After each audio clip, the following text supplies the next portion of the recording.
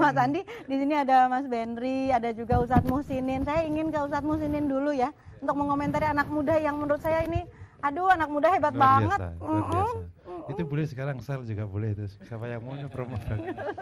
Ini kan harus manis nih, harga mahal. Oke, yang pertama ini ada satu rumus kan, kalau Anda mau loncat tinggi, Anda harus memiliki tatakan yang cukup kuat. Dan tatakannya adalah jatuhnya ayahnya. Jadi terkadang justru kalau masalah atau mungkin ujian itu sebenarnya adalah modal besar yang Allah berikan kepada hambanya agar meloncat besar. Otak nggak bisa berpikir kalau nggak ada masalah. Dan selalu kasus ini berulang. Makanya salah satu masalah anak-anak sekarang, remaja sekarang, ketika ekonomi membaik itu adalah ketika rumah tidak memberikan masalah. Dalam arti rumah tidak memberikan soal. Dia menjadi seperti anak yang terus di-drop. Ma dapat. Maka otak nggak berpikir, dia menjadi anak bodoh.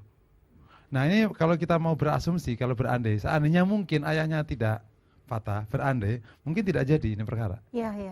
Jadi justru memang setiap masalah sebenarnya adalah karunia dalam bentuk yang berbeda. Aduh, saya suka sekali loh kalimat ini, masalah adalah karunia dalam bentuk yang berbeda ya. Makanya kalau kita semua mendapatkan masalah, misalnya siapa kalau misalnya ada temennya yang ani atau gimana, itu sebenarnya adalah lihat karunia di sampingnya, selalu ada itu. Ini namanya luar biasa. Karunia gitu ya? Iya betul, jadi itu masalah gitu. betul, dalam bentuk yang berbeda, apapun namanya. Makanya sebenarnya ketika orang-orang besar itu hadir, selalu hidupnya adalah dikasih masalah banyak. Karena dari situlah kecerdasannya muncul, ketegarannya muncul, semuanya muncul. Kalau dia datar gitu, tidak terjadi. Yusuf menjadi itu karena dia pernah masuk sumur, pernah masuk, begitu semuanya keluar sudah, baru kemudian diangkat. Dan bersyukurlah yang Allah berikan soal. Masalah ya. Karena itu merupakan karunia dalam bentuk yang kayaknya berbeda. Wajahnya langsung dibikin penuh masalah kelihatannya nih. Tergantung kita nyikapinya toh. Nah yang kedua, ini tadi yang menarik, leadershipnya udah muncul dari awal. Tadi yang sudah di tagline-nya, atau mungkin di tagline-nya tadi nama usahanya kan, maju bersama. Dan salah satu masalah di leadership itu adalah ketika orang tidak mau mengokohkan karakternya, tapi lebih meminta orang lain berkarakter baik. Leadership itu datang karena karakter yang baik. Tadi kan kalau saya makan ayam, maka semuanya harus makan ayam. Kalau saya makan nasi goreng, selesai. Dan itu leadership yang paling baik. Gitu. Leadership menggunakan keteladanan. Dan saya doakan Anda sukses lebih besar. Amin. Karena sekarang ini masalah utama leadership di bangsa adalah ketika orang tidak sanggup memimpin dirinya, hanya meminta orang lain meniru dirinya. Padahal soal utamanya ada pada dirinya. Nah, ketika anak muda ini sudah memberikan contoh yang luar biasa, maju bersama, itu merupakan satu konsep leadership yang luar biasa. Karena ketika maju bersama, Andalah pertama kali menikmati kemajuan. Tidak orang lain, Andalah pertama kali menikmati kemajuan. Dan tadi dibuktikan, nggak takut ditiru, nggak takut dan seterusnya. Dan ini semua memang basicnya belief ya, keimanan. Makanya leadership itu hanya kokoh kalau keimanannya kokoh. Tadi yang menarik pesan ibunya, sholat malam dan seterusnya, dan itu adalah sebuah rumus luar biasa kalau orang-orang mau menjadi orang luar biasa.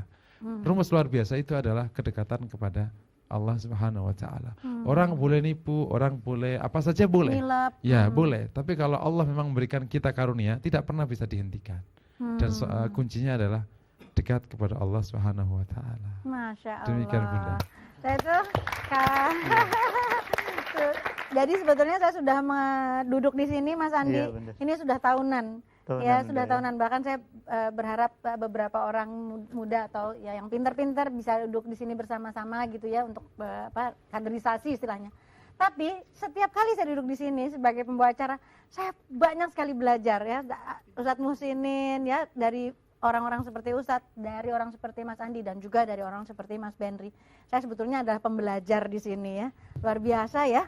Kita semua ya, teman-teman juga merasakan ada pelajaran yang besar ya dari semua yang dihadirkan di ruangan ini, Masya Allah. Mas Benri, silakan Mas.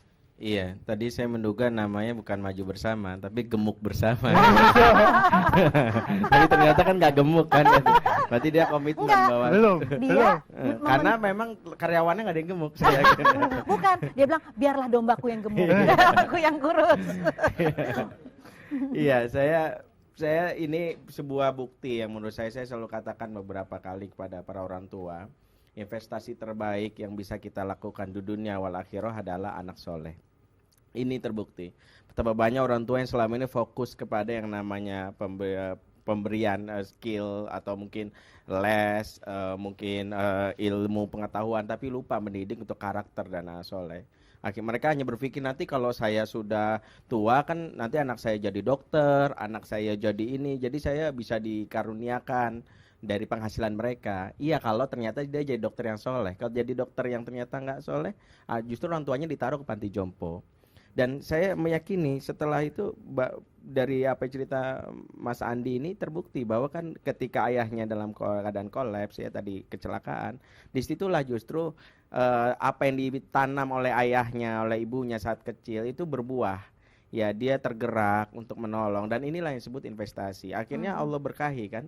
Dan kuncinya adalah ridha Allah fi ridha walidain itu. Ridha Allah terhadap tergantung ridha orang tua. Yang sangat menarik adalah paradigma orang tua atau orientasi orang tua ya. Betul. Ternyata banyak salah arah betul. ya. Seharusnya orang tua mulai berpikir bahwa daripada memikirkan nanti investasi, ada beberapa orang tua yang saya sindir ketika saya mau nanam asuransi nih, saya tidak menyalahkan untuk nanti masa tua saya gitu supaya saya tidak repot gitu, supaya tidak menyusahkan anak. Saya bilang tidak ada satupun investasi terbaik kecuali mendidik anak soleh, karena anak soleh tidak akan pernah keberatan ketika orang tuanya tua, ketika orang tuanya kepayahan dan nggak bakal hitung-hitungan tahun pertama.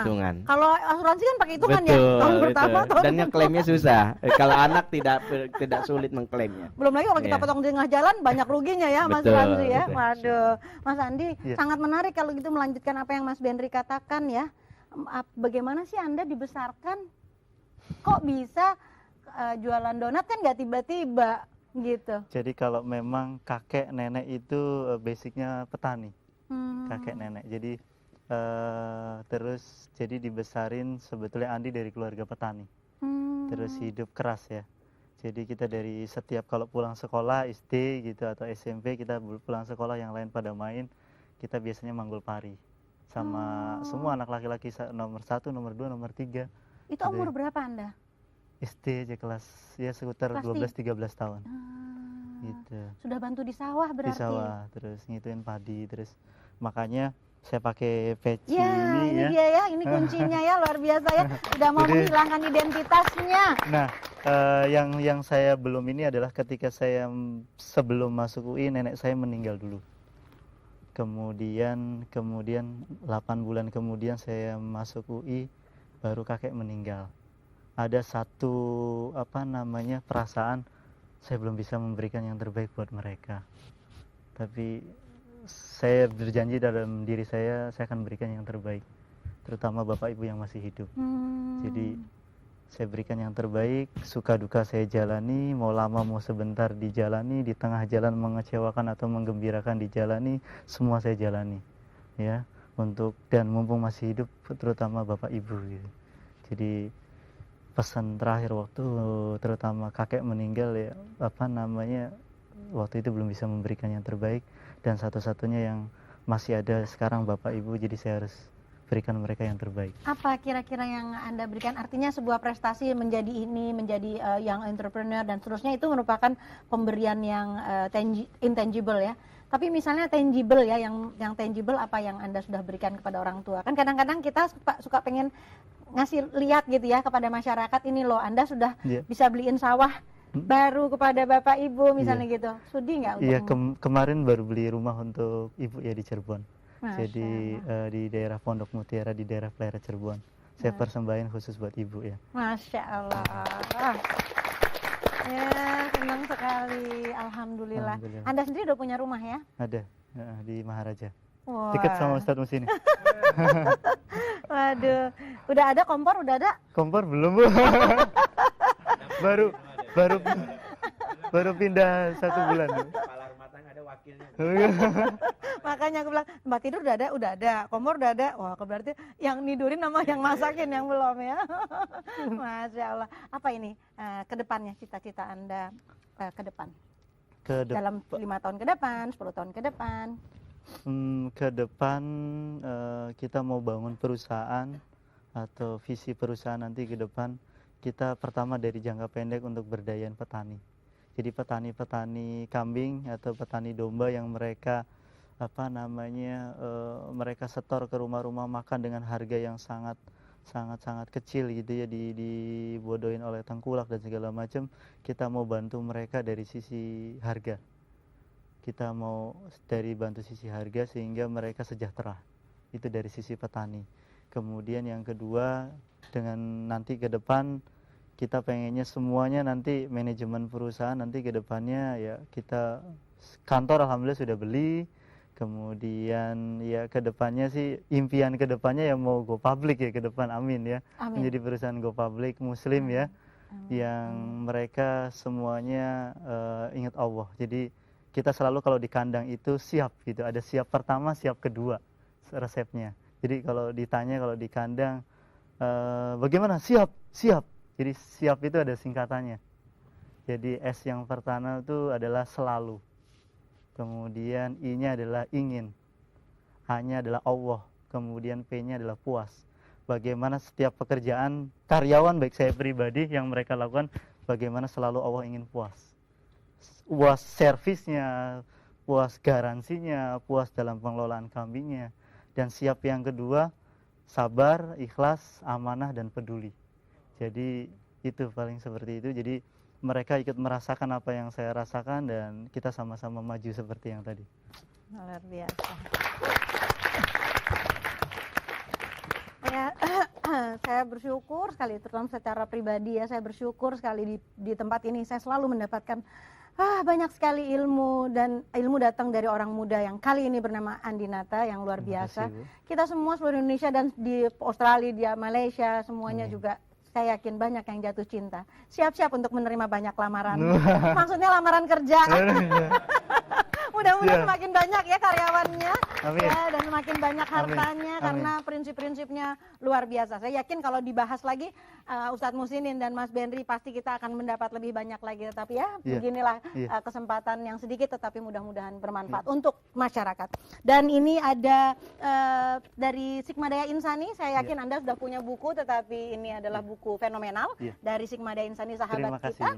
Mudah-mudahan diterima. Dan ada dari Ibunda Eti Bahir, barangkali untuk Bundamu dari Bunda Eti Bahir, dia melukis sendiri batiknya, matur nuwun. Yang kemarin juga batiknya, terima kasih. Waktu di Rizka. Ya dia sekali gagah sekali menerima penghargaan di Ritz Carlton ya, sebagai satu dari 50 pengusaha terbaik muda ya, 100, dari 100 ya, luar biasa. Dan ini saya berharap saya bisa mengikuti keikhlasan Anda nih dengan Neno Shop ya, 100% bahan herbal dan aman untuk ihram. Mudah-mudahan udah haji? Belum. Insya Rencana Allah. tahun depan. Tahun depan sama saya ya. Sama Neno Tur ya. Iya. Kita berikan aplaus untuk Mas Andi. Masya Allah, Masya Allah.